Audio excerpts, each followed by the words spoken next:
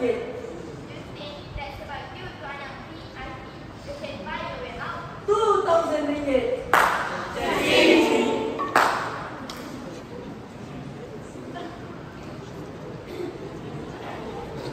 So,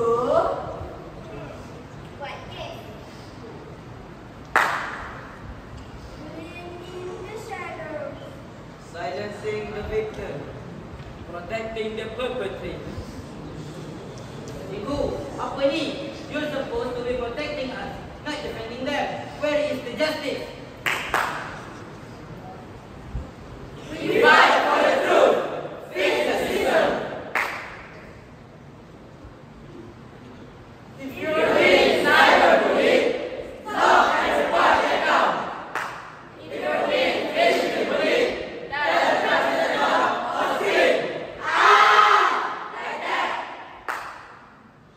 إذا رأيت شخصا يتعرض جلدا نموت. Tolonglah, never stay quiet. Even if it's hard, even if he's saying like a man. Hey! Take all your measures. You might save life. Kami adalah generasi Melayu. نحن نفكر ونتكلم ونتصرف بالكرامة.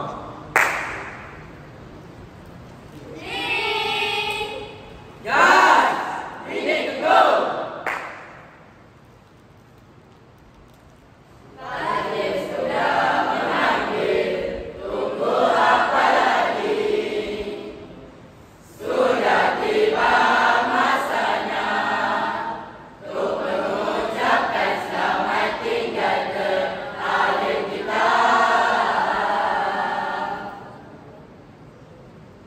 This is Suhadun signing off.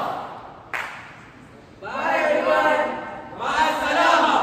Alhamdulillah kawan-kawan. Wabillahi taufiq wal hidayah. Wassalam.